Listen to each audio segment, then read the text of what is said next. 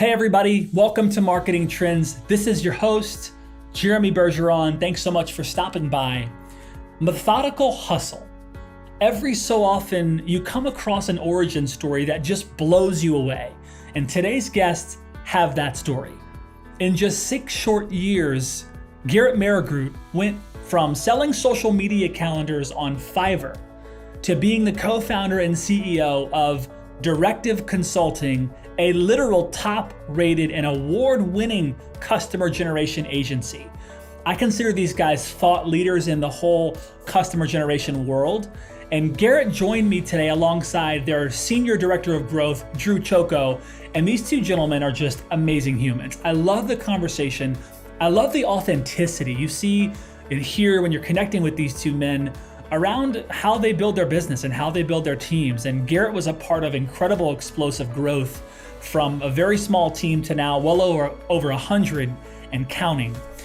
Garrett and Drew discuss their journey over the past 6 years. They share their experience with us around explosive growth. They talk about the importance of intentional capital allocation, R&D, and then placing value on people and culture. I think you're gonna love this one. Check it out. Before we dive into this conversation, I wanted to say thank you to our partners at Salesforce. We bring marketing and engagement together. Learn more at salesforce.com/marketing. Now let's get into it. I want to hear a little bit of the bootstrap story, Garrett. I want to hear the genesis of Directive, and kind of like the elevator version of the genesis of Directive. I always just ask myself, what do I enjoy?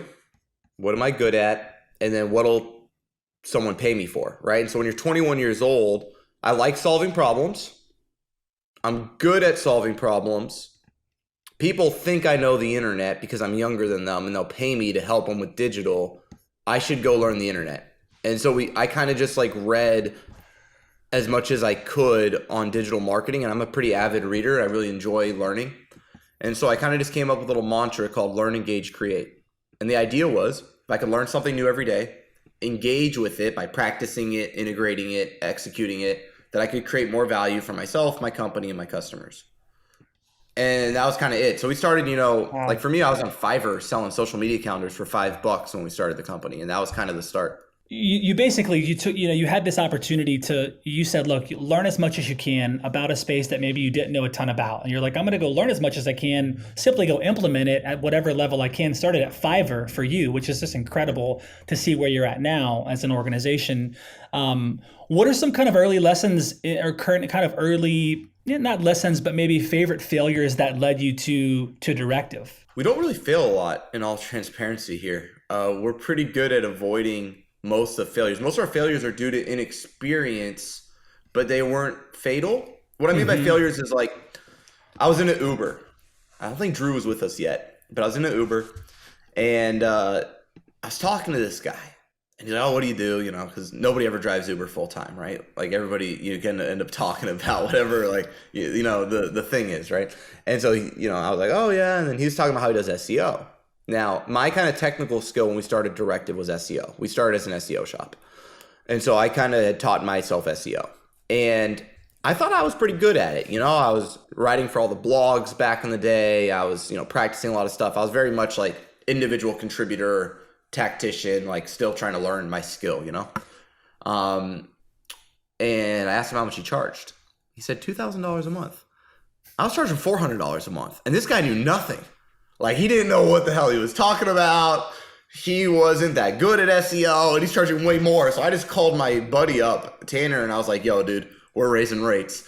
And so that's not really a failure, but it's more the story of Directive is more like that, learning new information, acting upon it, and then executing really, really well on a consistent basis over an extended period of time.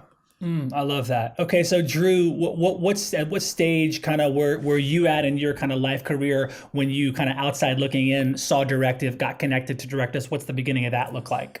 Yeah, definitely. So I knew Garrett from college. We went to school together, and the first to his point, he started in SEO, and the first paid media hire they ever made was my old college roommate. His name's Brady.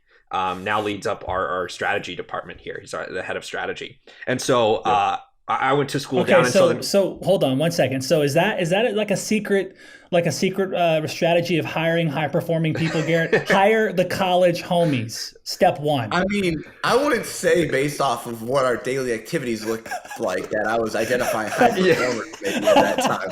I think these are the only guys I knew that would take a job that paid as little as money as we had. Let's go. Like to hang out with, and we could like play ping pong and just be idiots together. Oh, I love that. I would say it's more like, hey, who do you enjoy that's willing to like hustle with you and believe in something? Yeah. Oh, and they're smart. It was not like, hey, you know what? You know who's the smartest person I know? Drew and Brady. I think it was more like, you know who I really think has great character? You know whose values I think align with mine? You know who I think I would want to do something with over an extended period of time? Drew and Brady. Oh, and they're smart. Yeah. It was much. I think it was more like that mentality, frankly, and kind of why I wanted those guys to kind of join us. I love that. And I mean, look, so the beginning of that is awesome. It's like, hey, look, let's do this thing. And that doesn't mean that when Drew, and Brady, is it Brady? Yep. Brady. It doesn't mean that when Drew and Brady say yes, that as this thing moves and scales and grows into what it is now, they'll still be here. You guys will still be friends. Like, this is an idea that started off as like, hey, I think we can do this, to now Drew's developing and growing as a person. Garrett certainly becoming that CEO that can run 8 figures plus, Brady the same. So there's a lot of stuff that happens when you guys said yes. So Drew, kind of back to you. How was that experience? Like saying yes to this thing that now you probably reflect on, like, I just said yes to a rocket ship. 100%. And it's funny you mentioned that, because that really was my mantra when I started at Directive. It was, previously before I was at Directive, I was working at a retirement plan consulting firm. I was a marketing manager, which when you're at a company like that, you're like, I'm like deleting HubSpot contacts so we stay below our limit, right? That was kind of what I was doing. I was up in Portland. It was raining all the time. I was like, I got to get down to the California sunshine.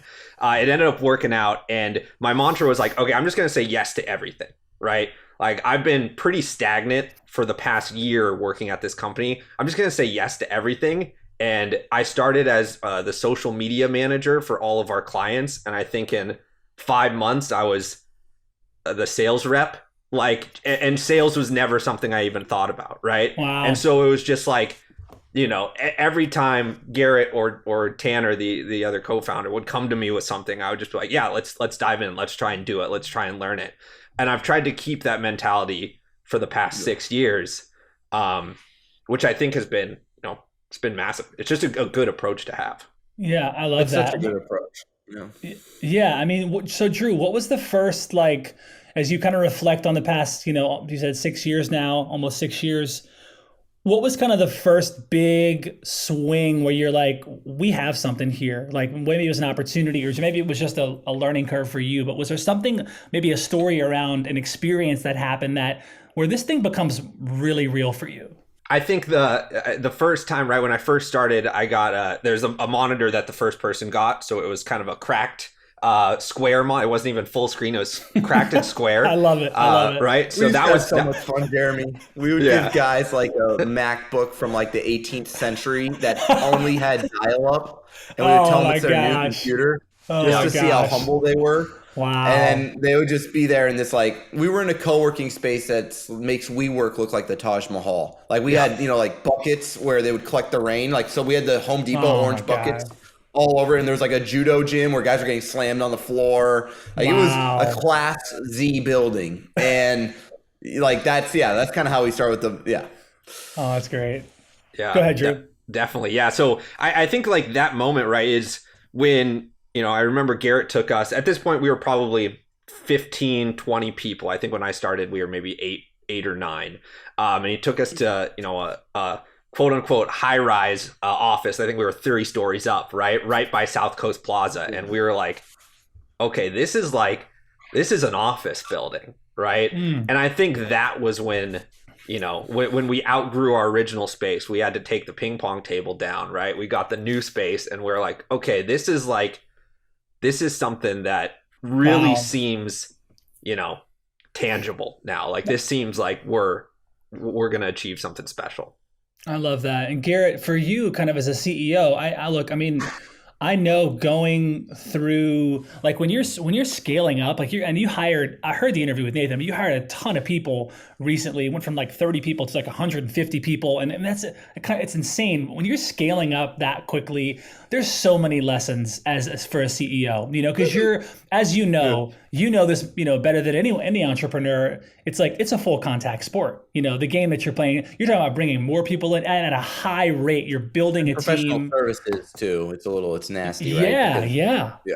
So in that, kind of again, that time period where you're experiencing that explosive growth, how are you kind of supporting and cultivating an environment for Drew and the folks that are there to get ready for this new influx of people? You have to do so many things operationally to get this thing moving at because 8 people is so vastly different than 150. So what are some of the things that happen in that process that really kind of help shape who Directive is right now at 130 plus, ballers? Ballers, I like that, Jeremy. As leaders, we're really good at lying to ourselves. Lying about what our companies are good at, lying about what we're good at, lying about like what we think we're spending on something. I found our companies, like you show me where a company spends its money and I'll show you what it's good at. I think what Directive learned and does well now is it has a very high level awareness of where we allocate our capital, why we're doing so, and then what we want to accomplish and how that fits our vision. And so most people, for example, under-invest in culture, myself included historically. We treat it as a non-revenue generating expense, even though as a professional services company, your people are your product, and thus your people's performance is the performance of your product. Yet we somehow say we want to have great product, so we go all in on Notion and wikis and process, but we still underfund career development, recruiting, onboarding, learning and development. So the biggest thing Directive's done as scaling is, I think our second largest department now, I don't know exact headcount, but our second largest department is actually people ops now. Wow.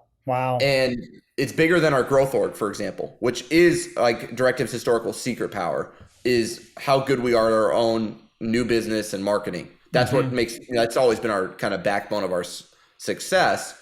But now our real success comes from our people ops department, our operational team, our culture, our finance function, a lot of the other stuff that we were always good at, but we didn't maybe fully fund. Now that we're fully funding, it's really starting to show, and we're able to keep that 10 to 13%, month over month growth rate, even at this size. Yeah, that's incredible. So Drew, in your role now, because I know I saw in your background and you've done a lot of stuff there. Like you've been individual contributor, leader, sales, you've done sales a couple different ways. In your role now, are you kind of still closing deals? Are you more kind of overseeing marketing and the strategy for marketing at Directive? How would you kind of explain your role now as it's evolved? Yeah, definitely. It's a little bit of both, right? So I kind of oversee our director of sales and then director of marketing. But really, at the end of the day, it is the growth. It's the how are we driving new revenue? How are we investing the capital to drive that revenue? What's your favorite part about being a marketing leader? Yeah, I think for me, like what I always love is like getting to work, and this is one of my favorite things about working at an agency is a lot of the team members on the growth team came from working on clients and were exceptionally good at that. And so it's one of those environments where I don't feel like I'm sitting on a chair and just like all these people below me, I don't really understand, it's like I get to learn from these people as much as they get to learn from me. And they're very good at these specific technical aspects, right? So I think to me, like in a high performing growth org, that has been just a huge blessing, right? It allows you to continuously grow and improve and then really lean on the team to be experts at what they do. How would you describe, Garrett now as a leader and CEO as the organization? How do you describe Garrett and the culture there? Like what kind of CEO is Garrett? Yeah, I mean, let's pretend he's not here listening, eating sour candy. Yeah, no, for sure. I mean, I think one of the greatest things is like you actually get to see the output. I think I'm in a pretty good spot, right? Because I get to work with Garrett on a regular basis. I mean, I talk to Garrett every single day, right? And I think that's one of the big things is sometimes you hear a lot of people say things and then the action is like, well, they said it, but I think they're doing it. Garrett hustles harder than anyone I ever I've ever met. And I think that action alongside being able to actually say it, and to his point, the willingness to invest in areas where, maybe we aren't the strongest is something that I've seen him, as we've grown significantly, I think has been a huge benefit. That's awesome. And another thing is I picked this up, Drew, as well when you said hustle. Like, but Garrett, it seems for me like it's a methodical hustle with you, Garrett. I know that you're also a father. Is you have 3 now, or is it still 2.5? Is it 3? I got 3 under 3, yeah. Okay, 3 under 3. We have 4 under 4 in our house, so I feel you. I'm losing. So automatically though, but I know, I mean, look, if you're a dad, an entrepreneur, three under 3 at home, and I happen to know some of the inside stuff of your business, not a lot, but it's like we know where the business stands at some level. There's a lot of capacity you have, and you've got to really pick the pockets for you to hustle, to work as hard as you're doing, because if you're investing in one, there might be a deficit in the other. Yeah. So how's balancing that this methodical hustle, does that resonate with you at all? Like, I'm hardwired that way. So I'm not really hustling in the sense of like how most people hustle. Got it. So much as I'm driving towards a vision and okay with being bad at stuff. So I'm constantly trying to take on new initiatives that if you were just to sit down, put it on paper and say, hey, what's your greatest opportunity for the business? And like, if you could do anything, what would you do? And I kind of just live in that world, right? My Wednesday, Thursday, Friday is pretty much wide open. I try to not be in any meetings I don't need to be in. I try to hire very strong executives and set up really good mechanisms for how we evaluate success and drive visibility. Mm-hmm. And then I just try to think and dream and never be satisfied. So I'm not hustling so much as I'm designing and dreaming and pushing and motivating and driving. And I'm willing to go into areas that I don't know yet. Like right now I'm trying to learn like global tax law because we're expanding internationally. Mm-hmm. And I'm trying to make sure I do it the right way and why. And then how do you forecast regional growth? How do you build an org chart for a global company with regional leaders? How do you design compensation? Why? How do you organize and align cultures across borders? And then, so I'll go buy as many books on it. I'll go try to call as many people I can. I just try to go learn it, ask questions. And I like being bad at stuff. And same thing with acquisitions, right? We're trying to acquire companies right now. We're talking to multiple organizations. We have the cash on hand. But how do we use a line of credit for an M&A line? Mm-hmm. What does that look like? Why, right? So working with finance, because I can model things. My background was econ. I'm okay. But my FP&A team is phenomenal. Like I got to learn from them. And so I just like to dream and think and push. And then guys like Drew are really, really, what's cool about Directive is they know how to then take that and then own it. And then I just get to kind of support them with my energy. Mm. Like, so I worked very often. I'll go like 6 a.m. till my version of work, like last night was 11 p.m. But I'm not working. I'm just being myself. Right. Because I wanted to learn how SaaS angel investing works. So I was reading everything I could find for like 3 hours last night. Because that's just like how I'm wired, if that makes sense. And so I try to just be me. And when I get to enjoy being me, it's fun. And I try to stay very high leverage, multiplicative type stuff. I love that. It's time for the lightning round. All right, fellas, we're going to take a quick little shout out to our sponsors at Salesforce. Salesforce, we appreciate you because without you, Salesforce, let's be honest, this show would not exist. So lightning round is brought to you by Salesforce. Salesforce brings marketing and engagement together. Learn more at salesforce.com/marketing. We've got on the show today, Drew and Garrett from Directive. Drew, head of marketing, Garrett, CEO and co-founder. If you don't know about Directive, you should check these guys out, and don't glaze your eyes when you hear the word agency. Just don't, because you don't want to pass up what these guys are doing in their industry. And I think it's very applicable outside of just SaaS companies. I'll leave it at that. Okay, first question. First question to you, Garrett. Texting or talking? Talking. Drew, texting or talking? Texting. Cool. And remember, with these guys, just answer as quick as you can. Don't think about it. Second question. First, it's to you, Drew. Drew, what do you love and appreciate about yourself? Saying yes. Garrett, what do you love and appreciate about yourself? You could say everything. What? Passion? No, not all everything. There's a lot of stuff I'm working on. I really like that I enjoy to learn new things. Being bad at stuff.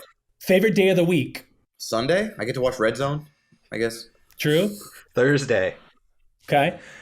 Favorite city in the U.S. besides the one you live in? Seattle. Austin. Oh, nice. We're here in Austin, so shout out Garrett. Last film you saw in a theater, if you can remember. I think Knives Out for me. What Okay. came out like 3 years ago, maybe. Garrett, you I remember? haven't. With 3 kids and I know, COVID, right? like movies, you don't go by the movies yourself, so it's not like Okay. I don't think my wife and I have been to a movie in so long. We used to go all the time when we were dating. I don't know. I'm so bad at the past too, Jeremy. Okay. Like I have such I don't Dude, know. You're in the now. I get it. Yeah. All right, cool. Would you rather be able to speak every language in the world or be able to talk to animals? Oh, speak every language. I don't care about animals. Speak every language. Favorite holiday? 4th of July. Thanksgiving. Okay. Favorite live concert? Stagecoach. Radiohead. Oh, both great. Fill in the blank, please. Garrett, go first. Something wise your elders taught you was? Only seriously date a woman if you plan on marrying her. Whoa, well said. Drew. Don't be afraid to be bad at things. Okay, this is to you, Drew, and then you, Garrett. Invisibility or super strength? Super strength. Super strength. Okay. This might be the most important question of the show, guys. Is it wrong for a vegetarian to eat animal crackers? No. No. Okay, all right. Drew, if you weren't in marketing, what would you be doing? Something in golf. Oh, cool. I love golf. Garrett, if you weren't being a CEO, leading an amazing team, changing the game, what would you be doing? Yeah, right. I would probably coach. I'd like to probably be like a coach in the Premier League or something. Oh, okay. Least favorite marketing buzzword? I looked at the prep sheet and Googled marketing buzzwords beforehand to pick one I hate. Smart. I'd say growth hacking. Here's a prep sheet. Oh, you didn't get the prep sheet? That's great. I might have. That's on That's you. fantastic. That's fantastic. I'm from the hip, Jeremy. I'm from the hip, baby. Hey, that's what makes the best one. So yeah, prep doc, we don't need it. Okay. Last question. I know that stuff doesn't trigger me. Last question on the lightning round. We'll go to you, Garrett, first. What would you go back and tell your younger self about being a CEO and co-founder? Well, it would have been a lot easier if I had the right prices. It's a lot harder than people realize to have bad pricing. Like when Drew joined, I think we had a lot of clients that still paid us $500 a month, right, Drew? You don't get like Directive is not as good as it can be at growing accounts because we always had the wrong accounts. And so now we're learning, like if I were like a CMO, let's say of a SaaS company for years and then decided I was going to build my own agency, or I had no prior experience. So I just started Directive straight out of college, like while I was doing my master's program. And so you just don't know as much. So now that we know things, we grow so fast and we're so like, I feel like good as an executive team, like the way we run the organization, we run it like tight, man. Like we run this thing like a Fortune 500, like executive, like organization wise, the way we do planning, the way we do strategy, the way we do funding, the way we do things is really, really tight. I didn't know any of that. And I had to kind of just learn it by reading books or hiring coaches or things like that. So I guess I would love to go back and have had experience. Like if I started another agency right now, it would grow even faster than Directive because you don't have any of the baggage. There's a lot of baggage when you are starting so small, and then because you have all this legacy, whether it's legacy talent, whether it's legacy clients, whether it's legacy culture, whether it's legacy systems, legacy processes, legacy beliefs. You're pretty stupid when you're 22 starting a company. And, when you look back, you're like, and I'm going to feel the same way, I'm sure 10 years from now, but that's the part I'd change is just, I wish I knew a little more. I love that. Cool. Drew, same question. What would you go back and tell your younger self about being a marketing leader? I would say I kind of did this, but learn sales too. Yeah, that's a good one. I think I would agree there. It's just doubling down on that more early. Yeah, marketing's not that important, Jeremy. Like that's the key. When you get actually really good at marketing, you realize you're not that good at marketing. Like I think that's the biggest thing I've learned is like, how do you explain this? as an agency, if you're really honest with yourself, what you realize is the clients that are successful have very little to do with you. You get a great client with a great culture, a great product, a great marketplace. You really can't screw it up, and you look really smart because you help them with this thing that you're good at, you help them with that thing. And so I think the key, if you want to get better at marketing, is to get better at business, to get better at product, to get better at sales, to get better at finance. Marketing should just be the application of other spheres of influences, information, and then all you do is connect those dots and articulate that story in a way that resonates with a very specific individual. Mm-hmm. But marketing isn't, when you're younger, what you think it is. It's not getting better at Python. It's not learning SQL. It's not getting really good at the actual individual pieces of marketing so much as understanding the application of marketing to a business strategy. And once you start to learn that, and you have to have your skills to be able to do that, but once you get to that level, that's when you can start charging $100K for a 30-day project, $500,000, $1 million, $2 million for an engagement, because you understand how to truly drive value, not do marketing. And that's the game-changing moment. How much I love that. I think that makes a lot of sense. How much are you now investing in innovation, kind of R&D, and like you're getting results clearly. You have a framework and a process that works well. You're providing some services. How much time are you spending, or folks on your team spending, like thinking even further ahead and trying new things to bring that value in new ways? Do you do a lot of that, or you just say, hey, look, we've already experimented. We know what's working now. This will take us to 100 million. Let's keep going. Or are you kind of thinking about, We're obsessive with R&D here. It's our secret power. Love it. We spent, how much money did we spend last year on paid media? Probably over $1 million, Drew. Yeah, I think it was 1.3.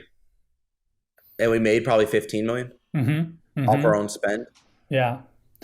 So everything. So we try to, if we launch a service, we only launch it, I'm trying to improve a department in our organization because I believe in it. And so I'm going to spend $50,000 a month on it for my own business to learn it and then build the right story, know exactly why it works, why it doesn't. And then I can charge way more to my customers and create true value. So we are all in on R&D. R&D is literally the essence of who we are as an organization. I love that. Is there anything about, because look, Garrett and Drew, you guys have obviously worked at other places. You've seen other things. You maybe read books on culture and you've tried different things. Garrett, is there anything that you're doing and Drew supporting in terms of the culture that's just different than any place you've ever worked before? Or if someone kind of comes into to Directive, you guys are doing something different. Did you introduce anything like that along the way? I know you said you run a Fortune 500, but are there kind of nuances to what you do for the folks that work there that may be different than other organizations in terms of culture? I like to think so. We're a very difficult company to work for. We have insanely high expectations of you. You do not come here because you want an easy job. There is no easy part of Directive. We run in a very well-run manner, so everything makes sense. But you are expected to have an internal drive, a desire to be the best at your field. And if you don't have that, you don't do well here, and you end up self-identifying that it's not a fit. So our culture is a true performance culture because at the end of the day, clients hire us to do things that they couldn't do on their own or haven't ever done before. And that takes very special people to do. It is, being a strategist at Directive is genuinely maybe the hardest job in the world because you get hired where clients, we're not cheap. So if they had a budget, we're more than what they used to pay. So they expect you to be great. Getting a job here, not easy. But we pay very, very, very, very well.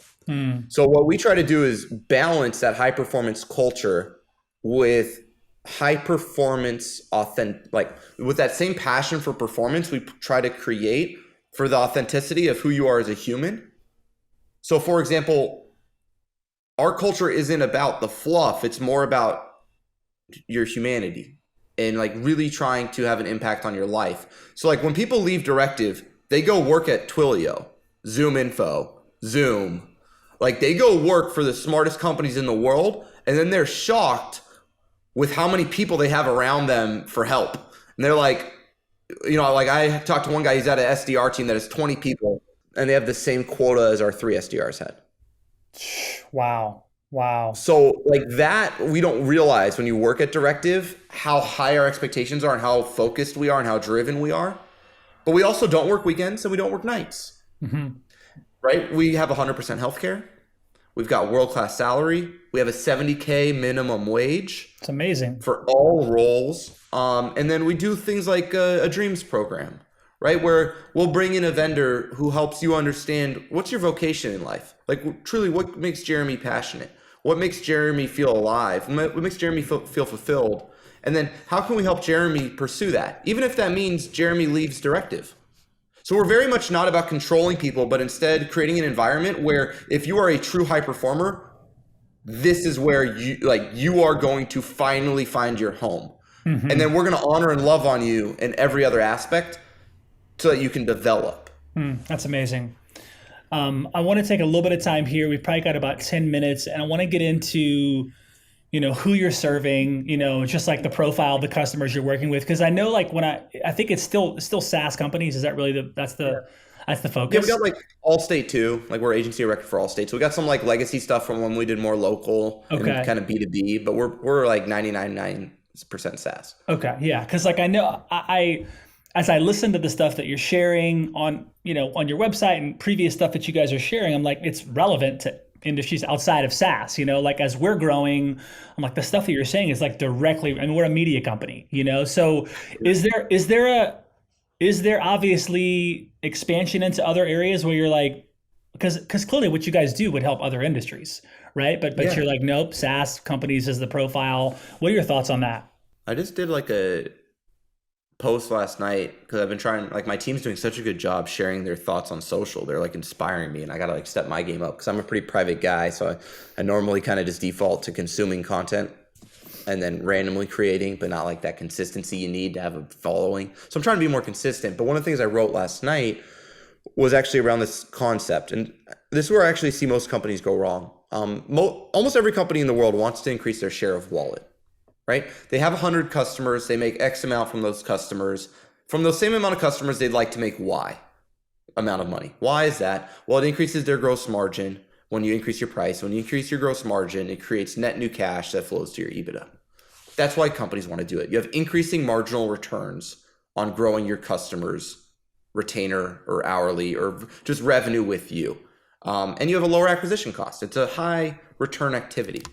Now, most people try to grow their share of wallet by targeting net new personas.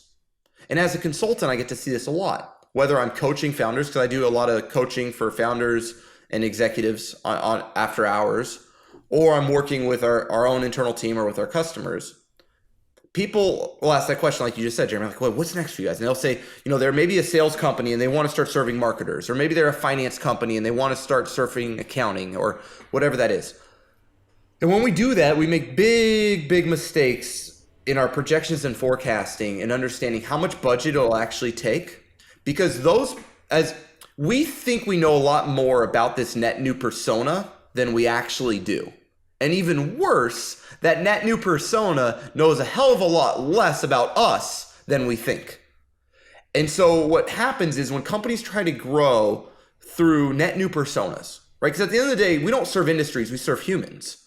And we usually serve a specific human that works in a specific industry. Like Directive serves a director of demand gen with at least 25 million in funding or over 100 employees. Okay? We know that human. Now, we think we know the creative director, but we don't. Just as much as our clients want to be a platform company and launch new verticals or products, they know exponentially less about those people. And even worse, those people know exponentially even less about them. And so it's not that you can't grow share of wallet by entering new verticals or new industries, and you can't expand, right? Like, because you're servicing this one human at this company, and now you want to serve these other humans because you already have this relationship with this company. It just doesn't work that well. What you're usually better off doing is understanding the jobs to be done of the human you service and expanding your services to serve the existing humans' pain instead of net new humans. And so when I say, so a better way to take share of wallet, in my opinion, to answer kind of your question of what Directive is doing, is we're taking the director of demand gen, and then we're prioritizing the hardest problems they solve that are most valuable to them, and then we're launching those as service lines. That works very well, and we've been able to monetize every one of our service lines we've launched in a short amount of time because it's a cohesive story that makes logical sense to a marketplace. Do you have an What example? doesn't normally make sense is like different industries. Yeah. I love that. Can you just give an example of one of those service lines that became, or one of those problems that became a service line? Yeah, well, we started as SEO, and what we realized is, okay, even if we rank number one in organic, we're only taking 30% market share for a given query for our client. So there's still 70% market share. So we still have guest postings, so we could write for other people's websites and maybe take additional marketplaces. We could get positioned on review sites and maybe show up again. But then there's this spot above all the organic, especially on mobile. And it shows up right there, and you can do one-to-one ROI. What if we launched paid media and helped people with Google Ads? Well, we found our point of contact for SEO was the same point of contact for paid media. Okay, well, after you drive a lead for paid media, we found that most B2B marketers are pretty bad at life cycles. They don't really understand MQL to SQL, SQL to op to deal, and deal to revenue. Okay, what if we helped them with that? Oh, well, when you run paid media, you got to send people to landing pages. Yeah, we're constantly waiting on their developers, and their creative team never has time, and the developers have to focus on product. What if we helped them with that? Mm-hmm. And so that's how we do it. We just get to fall in love with helping the director of demand gen. And then once we truly understand that human, we can be a great partner to them. I love that. Drew, any comments on that? That's great. Yeah, I think it's very true, and I think the cool part is that shared persona is demand gen across the board. Now, that doesn't mean you can't also build relationships with other people, right? Sure. For example, a strategy deliverable, you might need to get the CRO to sign off, or the CMO, or the VP of marketing, right? But you can always go through that director of demand gen to get to those other pieces. And I think that's a crucial part as well, right? Is you have that shared persona, and it can help you expand, but not just saying, hey, we're now going from director of demand gen to HR, right? Because that's going to be exactly still within the marketing function jump. And within the lead generation function of like, it's still within this like lane to a certain extent, and that's the trick. Sure. Oh, I love that. That's awesome. Cool. We got just a couple of minutes, guys. Is there anything, Garrett, Drew, you want to touch on? I think one thing is, you could share like a message to marketing leaders. I know a lot of folks that we talk to are B2B marketing leaders. We are kind of sweet spot, or those B2B enterprise companies that are large, 50 million plus in revenue, 1,000 employees, et cetera. Maybe a message to those marketing leaders, or if there's another topic or something else you want to make sure we bring it home, we can do that too. We've got some time. Yeah, I mean, I would just say, the reason Directive grew so fast was because of this methodology we created called customer generation. And this is what we named it. We wanted to create a category because our SaaS clients are creating category. We try to be like our clients. It helps us understand them. And so the big success we had was when people advertise right now on social, they use the platform's data source. And that's a big issue. And I just made a video on this, and I'm really passionate about it because marketing is actually super simple. We just make mistakes and don't realize it most of the time. So what I mean by that is when you run a campaign on LinkedIn, the cornerstone of your campaign on LinkedIn is the industry you're targeting. That's the cornerstone of it. So most people, and that's the starting point. It goes industry, and then you go usually titles. And there's not a ton else actually to targeting on social usually for B2B. Now, the problem is the people you think are in that industry aren't in that industry. So for example, Betterment. Is Betterment a financial services company or a computer software company? Well, if you go look on their LinkedIn, it actually says financial services. So if you were trying to get Betterment though, and you're us and you're a SaaS company, and I targeted financial services, I also get Northwestern Mutual, who's not a fit. So what we do at Directive, when we do for our clients, that's entirely different than anyone else I've heard in the marketplace, is we build out your TAM entirely, and we only use manually verified data to advertise. It's like ABM on steroids. So like for Directive, we mapped out, how many accounts, Drew, did we map out in our TAM again? 6,500 or so? 6,800? Yeah, 65. And then in 365 days, we booked sales meetings with over 65% of them. How many? 65%. We took that much market share in 12 months. That's why we had to hire that many people. Out of 60 set, how many were in TAM? 6,500? Almost 7,000. We were doing 15 to 30 intro calls a day with our exact persona. Wow. That's exceptional. But what everybody else does, right, is they advertise to an audience, and then they try to filter out the quality, and they try to hopefully get the clients they want. We literally go through every client in the universe that you would want, and then we fully enrich their data, fully manually verify it, clean it up, and then we only advertise to that. You know what that does? You can run TV commercials. I'm running TV commercials to those 7,000 accounts. I'm running convo ads. I'm doing gift giving. The other thing we do is we focus on activation, not acquisition. So if you run a financial model on your marketing, you have way higher increasing marginal returns, increasing MQL to SQL or SQL to op than you do lowering cost per acquisition, like most B2C people think. And so we just kind of try to challenge the hypotheses that we commonly accept, and then we prove it out with our R&D department, and that's what drives our growth. That's exceptional. I love it. Well, this has been just as I expected, the best part of my day, best part of my week. This was such an honor, guys. Garrett, Drew, thanks for making some space to be here. I know that you're literally on a rocket ship, building a rocket ship while you're flying in outer space. Congrats on, seriously, the growth, man. Congrats on Directive. I know that the story is still being written, and we're definitely not finished. So such an honor. Appreciate y'all. Next time we'll have sour candy, I promise. Garrett and Drew, have an awesome rest of your week, dudes. Appreciate it. Thanks, Jeremy. Thanks again to Salesforce for making this show possible. To learn more, head over to salesforce.com/marketing.